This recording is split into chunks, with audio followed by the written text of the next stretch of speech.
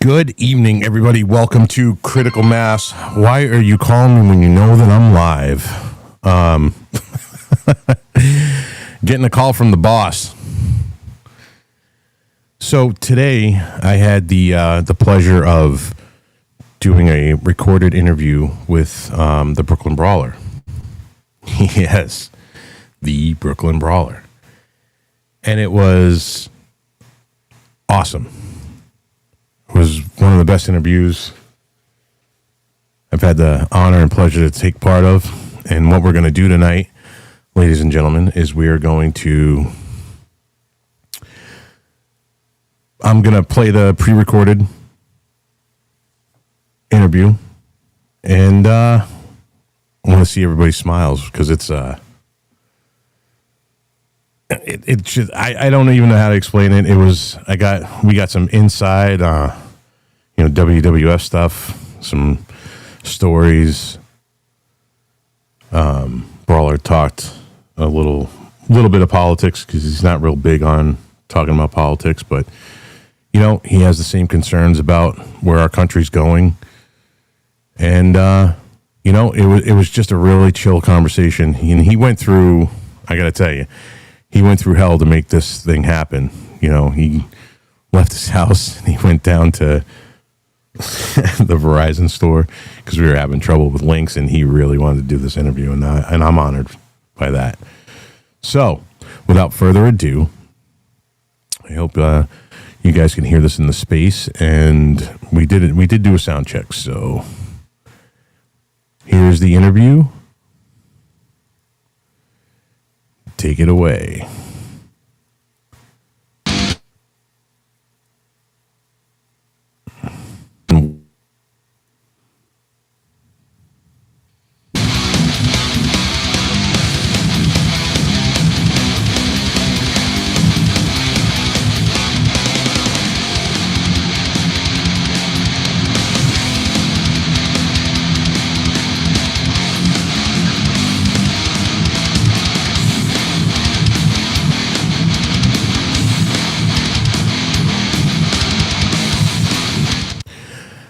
Ladies and gentlemen, welcome to Critical Mass with me, your host, Patriot Rob, and I am honored and pleased as all hell for my guest today, the Brooklyn Brawler. Brawler, how are you, my friend? I'm doing great. Thank you for having me, Rob. No, dude, man, thank you for coming on the show, man. I'm totally stoked about this.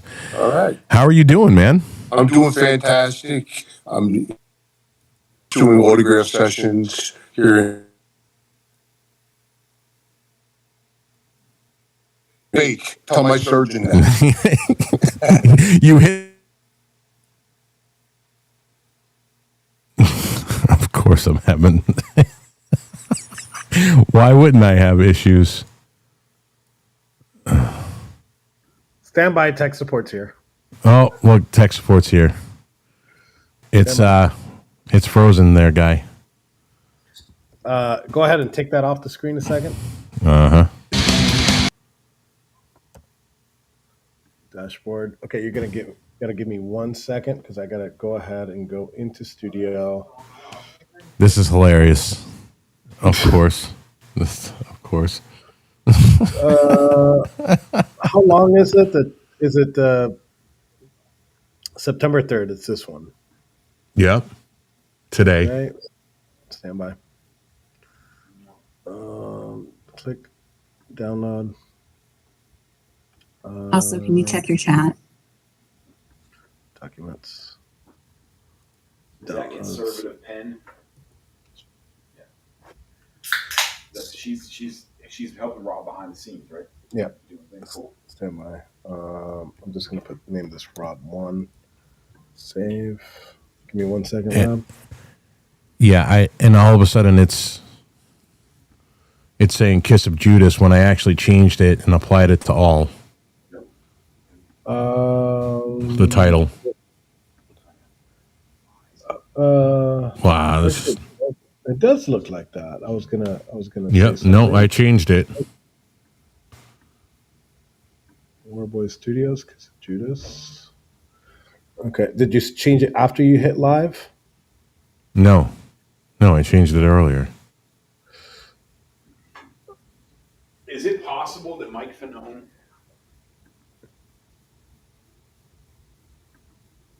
Oh wait, nope.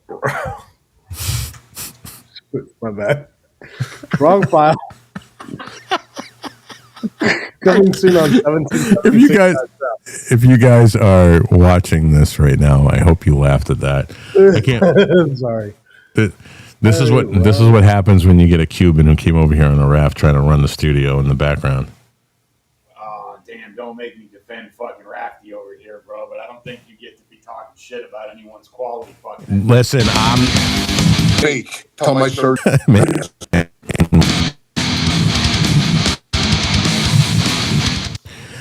Okay, so this is the beginning of it. I am going to X myself out. I'm going to put my charger on my laptop, and you should be good to go, Rob.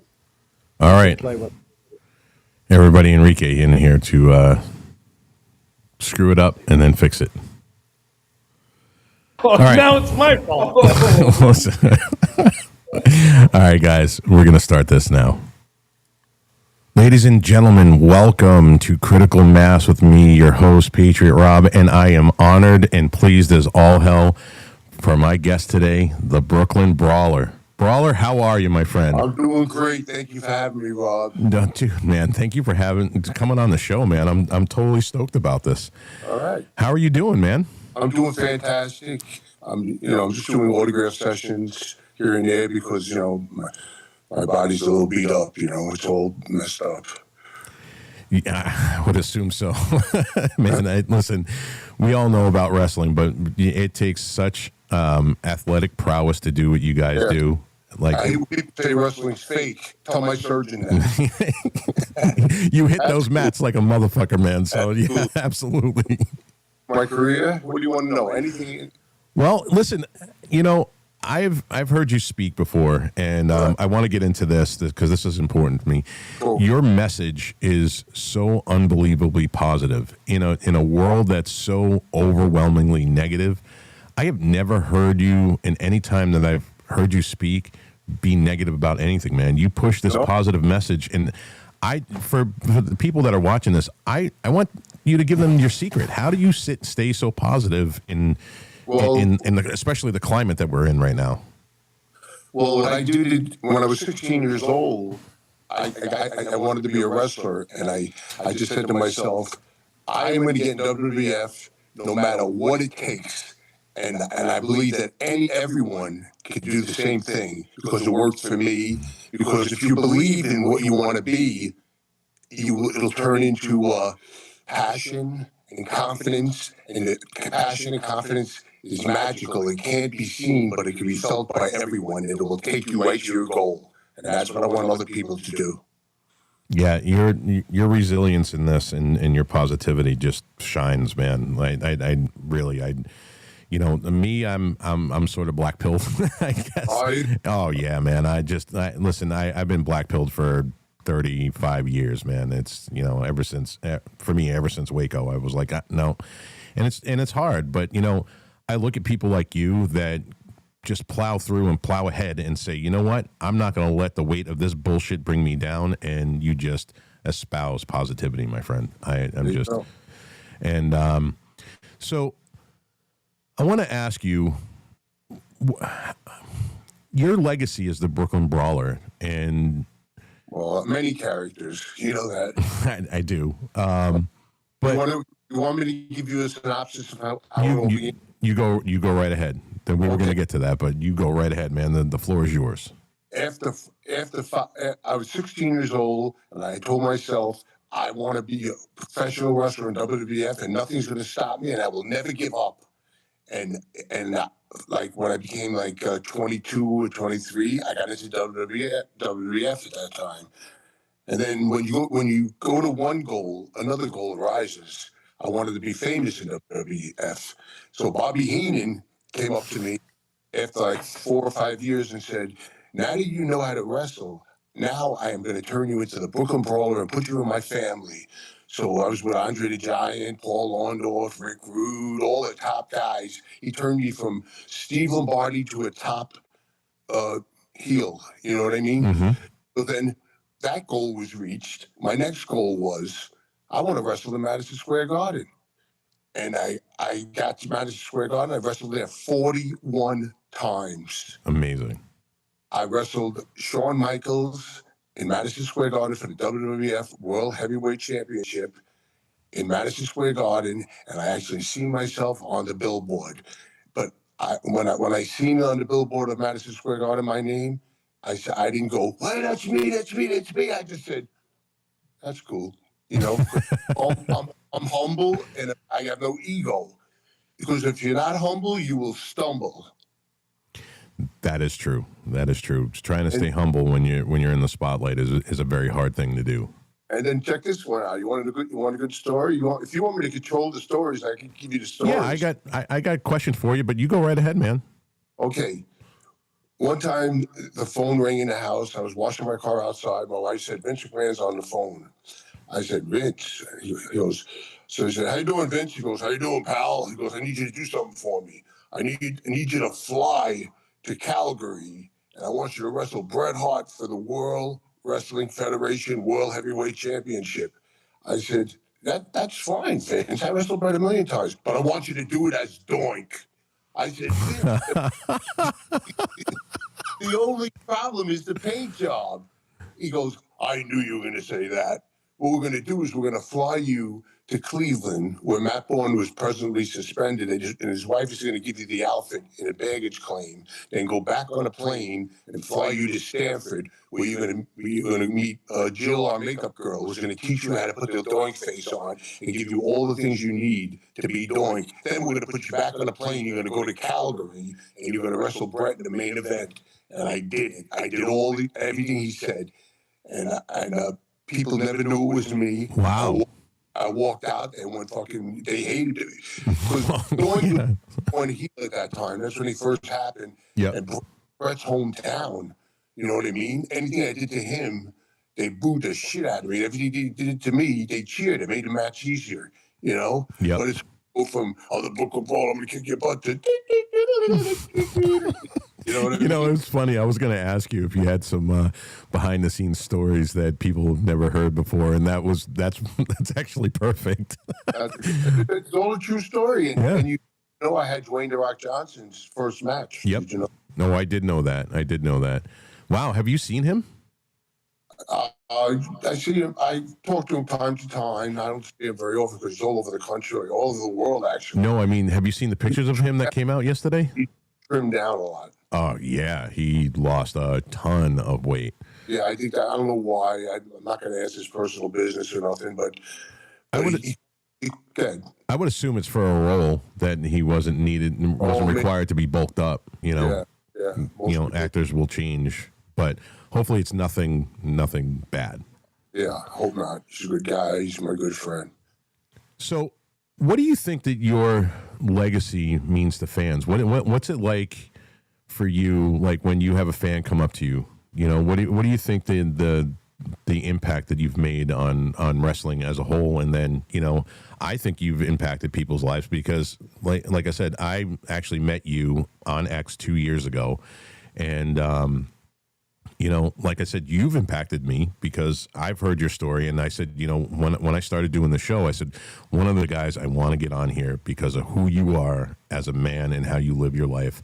I want to have this conversation with you. You are literally one of the number ones on my list. Well, I appreciate that. When fans come up to me, everyone always says, "You should be in the Hall of Fame." That's true. They go by belts, that's contributions, but that's scripted. I call a contribution like what Vince told me to be doing. Can I call a contribution when Triple H blew both his quads out? He asked for me to come in a Learjet and fly to Birmingham with him to take care of him because he knew that's a contribution to me. You know what I mean? Right. But their contribution is 6-time Intercontinental Champion, 7-time wrestling world champion. I say, why don't you give the Hall of Fame to the writers? You know, but you know that's. I don't care. I'm not losing any sleep, but you know, I just hope they don't put me in when I die. So do you? I know you probably have to be measured in how you answer this next question, but do you feel like you've been screwed out of being in the Hall of Fame? I don't know. I don't want to say I was screwed. I just want. I think they're looking at win-loss records rather than contributions. And let me just say one thing to the audience: there is no winners and losers in wrestling. There's winners and star makers. Believe it or not, the person losing is controlling the match. The person losing is saying, "Throw me and give me an elbow, do this, do that." It's an enhancement, and I enjoyed the shit out of it because it's like making a nobody into a somebody. And Right. that's what I did with Rock. They booed him out of the building when he walked in. I remember. Did you see the match? I do. Yeah, I have seen that match. Yeah. I have seen that match. So I guess that goes to my next question. And then I want to talk about another recent wrestling match. I don't know if you saw it, but how has wrestling changed from when you started to where it is right now? Okay. When I was in there, everybody was a character. There was different characters. Now to me, it looks like everybody's an accountant. Like they all look the same. Don't you agree with that? I do. I haven't watched modern wrestling. I mean, my era is, because I'm Gen X. My era is yours. Right. Hulk, Captain Lou Albano. Oh, talk about Hulk. Yeah, we're gonna get there. Okay, you get there. Oh yeah, we'll definitely get there. Good Hulk story. Yeah, I mean, listen, I was a Hulk maniac when I was a kid. I mean, that's just one of my close friends. It killed me when he died. Yeah, I very rarely ever get emotional about like stars, because I'm not. I call the word being a star fucker. And I'm not that guy. But 2 times in my life, I can remember feeling emotional weight over somebody that was a star. One was Dimebag Darrell, the guitar player from Pantera. Right. He was literally my idol, and the guy that I wanted to be, the guitarist that I wanted to be growing up. And Hulk, it was, and then I don't want to get too political, but then you see, the bulk of the left coming out and saying, all the negative things that they were saying about Hulk. And it was like, listen, just let the guy die. He was not racist. I traveled with him for 2 years because Vince asked me, Hulk asked Vince if I could travel with him all over the place to keep the crowds away and, just kind of control the paperwork and stuff like that. So, do you want me to give you a good story? Yeah, you go right ahead. Absolutely. This is a perfect segue. Traveling all over. I was driving everywhere. And we used to come to Detroit once a month. And we would rent limousines. And I would always do the paperwork. So the girl doing the paperwork, me and her clicked so well, I knew 20 minutes later I was going to marry her. So after a few months, we kept going back and forth. And then Hulk goes in a limo. He says, brother, I know you dig that girl, went in the limousines. Why don't you ask her out? Take the limo tonight. It's yours. I said, limo driver, go back to the dispatch. He goes back. I asked my wife out. She goes, what do you do? You do that wrestling stuff? When I was a little kid, I used to turn the channel and go, ew, that's weird. That's weird. So I said, you want to go on the road? You want to go on a date with me? She goes, where? I go, California. And she said, yes, to all of us. I took her all over the country. And then 2 months later, we wound up in Vegas. And I said to her, will you marry me? And we got married in Vegas. And I'm married for 40 years to her. Wow. Congratulations, dude. And if it wasn't for Hulk, I would have never met her. It's very rare in this day and age and in this culture that people business. Say that again. I said, especially in the wrestling business. Yeah, I mean, well, I'm sure that there's plenty of partying going on in the wrestling business, especially when you're a star. You know somebody 2 months. I knew 20 minutes after talking to her, this girl is for me. She's hot as hell. But she said yes. And then we got married, and as soon as we walked out of the candlelight wedding chapel, I don't think it's still there. Who's there? Red Fox. He was performing in the Hacienda. They tore that down too, and he congratulated us and all that. And he goes, "You want to come to my show tonight? It's in your hotel." And I says, "All due respect, We just got married, and you have 3 X's next to your name. And I don't want to bring my wife into a comedy act that's all vulgar, I got you. Yeah, Red Fox was classic, though. He absolutely was one of the funniest comedians of all time. He was very polite, very competent. Yeah, man. I'm jealous of that because I'm 50 and I've never been married. You're a kid. Why don't you marry your girlfriend? You don't want to. Oh no, she's listening to you now. Yeah, no, I'll say that. I've always had the mindset that no woman is worth half my stuff. Can't believe that. But I didn't think I was going to get married either. When it hits you, it hits you. Trust me. I bet, man. I bet, and it's. How did you guys make it last so long? I'm glad you brought it up because that's an important question because I remember a meme that I saw on Facebook like 10 years ago, and it was 2 old people sitting on a bench, and there was writing on it, and it said, I asked these people how long they were together, and they said 60-something years. And the guy said to him, well, how'd you make it last so long?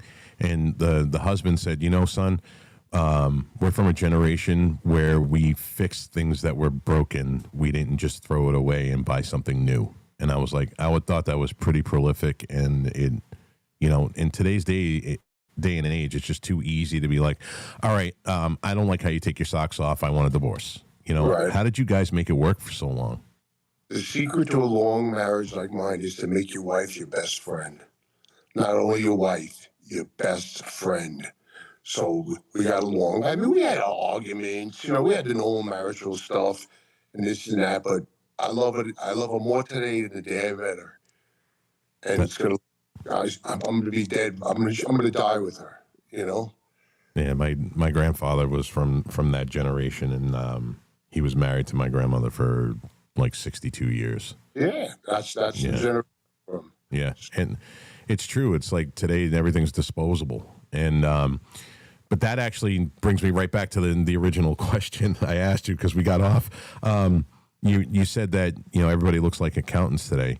Do you think it's crazy? Everybody, there's no gimmicks. There's no gimmicks anymore. Yeah, I haven't watched wrestling in quite a while. I don't watch it either, to be honest. It bores me now. Did you happen to see that viral video that was going around where a wrestler was wrestling somebody and then somebody jumped into the ring and beat the hell out of the guy and put him in the hospital for real?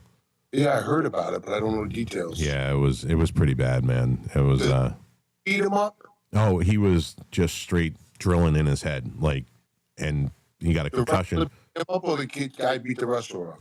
No, the kid beat the wrestler up. They had an altercation outside of the ring, and it was supposed to be scripted. And so the wrestler was in the ring, and he was wrestling, and the guy he had the altercation with was supposed to go in the ring and make a scene. Right. And instead of making the scene, he actually legitimately beat the shit out of this guy. Holy shit. And, it was pretty bad, man. I mean, his career looked bad. Yeah, no, this dude's because he was an MMA fighter originally, and they wanted to do this scripted thing, and he went way off script.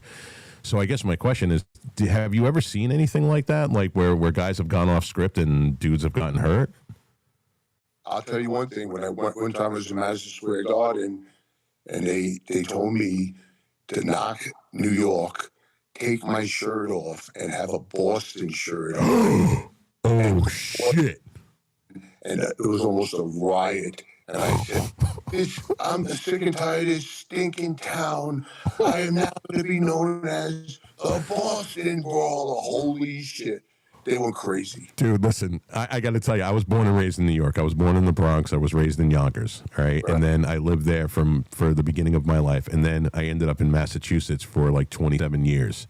Right. And what people don't seem to know, unless you're from these two areas, that the rivalry just in general between New York and Boston is like insane. And for you to do something like that is, wow. They really set you up to get messed up, huh? Yeah, but the reaction was incredible. And then when I came back, they said, "You did a great job," and they paid me really good for it. But I said to myself, I just killed my gimmick. So what I did was I made the magazine do a retraction saying that it was all scripted and Brooklyn is still in my heart and I am still the Brooklyn Brawler. I made them say that in the magazine. Oh, how did that go over with HQ? Well, they accepted it. They accepted that. They accepted that article. They accepted me, and the company didn't care. They really didn't care because we already called it sports entertainment to get rid of the commissioners, you know. And I don't like to. I felt like I was betraying my hometown. Of course. Because you know how Boston and New York are. Oh yeah, it is so bad. Like I remember one time I went to Fenway and some dude was wearing a Yankees jersey, and it was pretty bad. The cops had to actually escort him out of there. That's unbelievable. It's crazy. I don't get it. I don't get it, and I never have. I just think it's stupid. But I did it in front of 23,000 people. Wow, man. And I had that in my pocket and had the shirt underneath my Yankee shirt. And when I did that, they said, they loved it. The office loved it. When I came back, they said, "What a great job." Yeah, but what about my career now? You know, but it happened in the past. Yeah. And people understand that I still love my hometown of Brooklyn. So you're not in New York now, right? No. What do you think about what's going on in your own hometown? Because I know how I feel. I think it's horrible. This guy, if he gets elected, Mondami? Yeah, if he gets elected, he is going to destroy the whole New York, because he wants to have no one pay rent. He wants to not unfund the police, get rid of all police, and he wants to empty all the jails. And he wants government to own all the supermarkets. Is that insane? That's Socialism 101. Yeah. What do people, like the people on my mom's block, her houses are all like connected 2 stories. They all go for like $1 million, but the rent's like $1,800. They're carrying it. I don't know what's going to happen. I'm just thinking that the New Yorkers are not stupid enough because the polls got him at 44%. Come on. Oh, well, his opposition just dropped out this morning. He's the only one running on the Democratic ticket. He's the only one running now? Running on the Democrat ticket, yeah. Comey dropped out? Yeah, that's what I just read as far as the news goes. I mean, I could double check that later, but... They're giving it to him. Yeah, well, I mean, listen, I've met Curtis a couple of times when I was growing up. I mean, I was a kid when I met him, and I think if there was anybody that could ever really turn that city around, would be Curtis Lewa. But you know what Trump's going to do? He's going to defund the whole city. Yeah. He's going to fight him hand and foot, but he's got his own problems. I don't even know why anybody would want that job, especially his Trump's job, your president. Yeah, man. Today the headaches. They said the prices of houses have doubled. Mm-hmm. All this stuff, and all the crime is all because of opening the borders and letting all these immigrants in, and murderers, rapists, everybody. And Trump got rid of like 1.6 million or something like that, but we still got like 30 million to go. Right. I mean, he ruined the country. I hate talking politics, but I know. But it's terrible because my mom lives there. She's 88 years old. My sister lives in the house with her. My brother's got a house there. My 2 brothers. But luckily, they have their houses paid off, and they don't need the rent. But they don't want no billionaires. They don't. I mean, it's crazy. Comey just handed it to him. Yeah. Because he was the second runner-up. Yep. It looks like he actually bowed out, and obviously I'm going to check the news, but that's what I read this morning on some news outlet, and I said, no way. I still have family in the city. You know, a lot of my family's in like Yonkers, but I still got family in the city, and they're freaking out. They're trying to find a way out. Yeah, did they have renters in their homes? No. They've owned their homes for generations. Right. But You know, I got a couple in Queens, and I have one still in the Bronx. I mean, you can't take away. Some people depend on their rent to pay their mortgage and to pay their bills. Mm-hmm. I mean, Yeah, you're talking about the building owners. Yeah.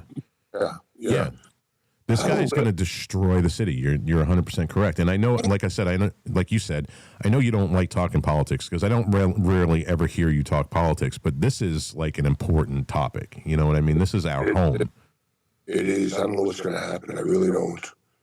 I mean, it's terrible. I'm scared for the people there. Yeah, my family's there, right in Brooklyn. But yeah, I remember hanging out in Canarsie in 1986. It was such a bad but great place, man.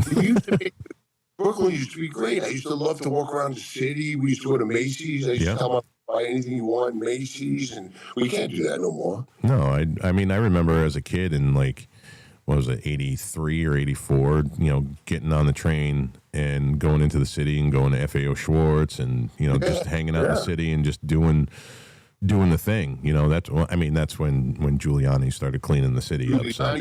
He's the one who really did good. Yeah, he did. Yeah. And that's the one they villainized. Yeah, and actually he just got into a major car accident. Did you hear about that? Oh, I didn't hear about that. Yeah, so I ended up moving out of Communicheusets, I call it, communist Massachusetts. And is that like that there too? Oh, Massachusetts is as bad as you can possibly think. There's no place to go. Oh, I went to the freest and safest state in the country. I live in New Hampshire now. And that's oh yeah, we just outlawed gender transitioning surgeries for minors. You can't do that here. It's completely illegal. We have no gun laws here. We have what's called constitutional carry. Our governor just got rid of inspection stickers on cars. I mean, our governor's been signing in all of these pro-conservative bills, and again, I mean, if you look at the stats, we are the safest state in the country. Oh my God! And the freest. It's beautiful here. How's it really? A lot lower. Yeah, a lot lower. We don't have any income tax here. We don't have any capital gains tax. We don't have a state tax here. Really? Yeah, we have no sales tax whatsoever. What's a decent house go for there? About $400 or $500, $400,000 or $500,000. Yeah, but in New York, you can't even touch it. You can't. Listen, I have 18 acres in a 2,800 square foot house. Oh my God. Yeah, and when I bought this in 2017, I paid $167,000 for it. Oh, you get a ton of money for it now. Yeah, I mean, it's worth over $500,000 now. But you know, I live on a mountain. It's beautiful, man. It really is. I'm gonna tell that to my wife because we want to get out. We're in a condo now. We got a really big house, 4,000 square feet, 4 bathrooms, 2 kitchens. A condo that big? No, that was sold, and we came into a condo. Oh, gotcha. And when you come into a condo, you got to deal with the HOA. Yeah, fuck that, dude. They think they're the real president of the United States. They think they're the real treasurer. Man, listen, you're a better man than I am. I could never buy a house in an HOA. I'm the type of guy that I would fight somebody in the middle of the street if you tried to tell me I had to paint my door a certain color. Fuck you. I'm not doing it. I know. They told me when I put a storm door on it, it had to be the one they wanted. They told my wife plastic flowers outside. No, it's not allowed. She got to take them out. I mean, come on.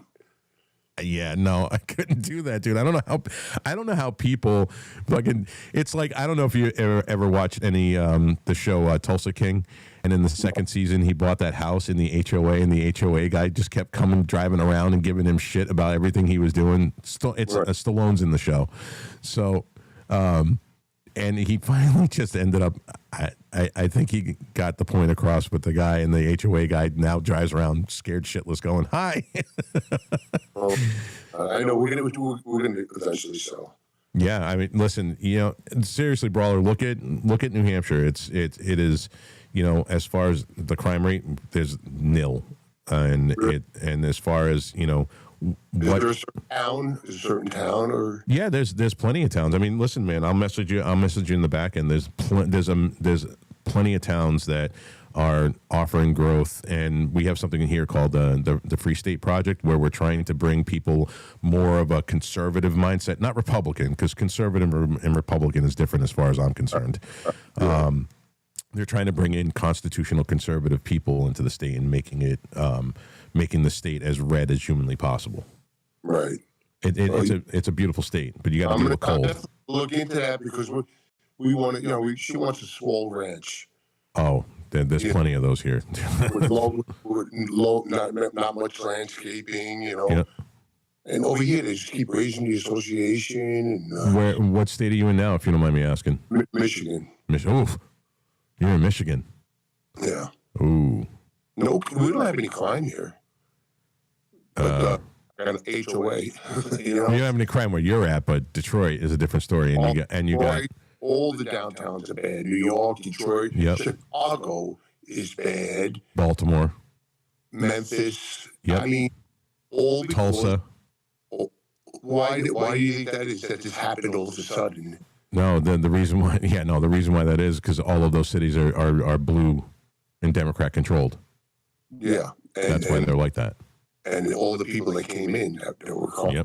Boston's like that too. Boston was spending $69,000 per immigrant. They were spending $78 a day just on food per immigrant, and that wasn't even housing. And this was all at the taxpayers' expense. I know. I never thought this would happen in my lifetime because I wrestled everywhere. Belfast. I wrestled in Russia. I wrestled in Australia, New Zealand. I've been all over. You know what? That's a good segue. What was it like going to Russia, and what year were you in Russia, and what was that like wrestling in Russia, man? 30 years ago or something like that, and you don't feel a difference. Tel Aviv, I wrestled there. Yeah. Belfast, Ireland, I would say it gave me the most culture shock because there was soldiers on the street on beanbags with machine guns, and then they would come on a bus and they would look us up and down with a machine gun in their hand. So you're talking British soldiers were there because that was at the height of the IRA. Yeah. The IRA caused us to get stuck in London because they did some kind of bombing or something. They closed the air. We couldn't get out of there. We were trapped. Wow. Yeah, but I don't know what it's like now, and I don't want to know.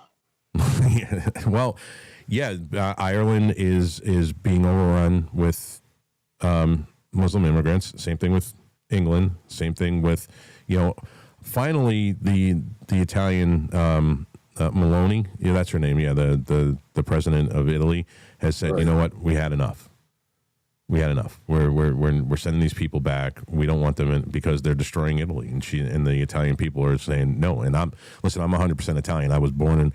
I'm actually only half a generation in this country. My mother was born in Italy. My father was born here, and all my grandparents were born in Italy. Same with me. So I see my culture over there. I've never been to Italy. I can't wait to go to Italy. I wrestled all around Italy. Yeah. So outside of America, because I know America's the greatest. What was the country that you enjoyed going to the most wrestling in?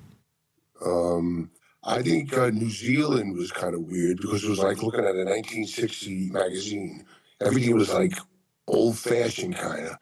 It was just but the scary thing is you drive on the other side of the street, and when you're getting driven and you see the car coming, you think you're going to crash.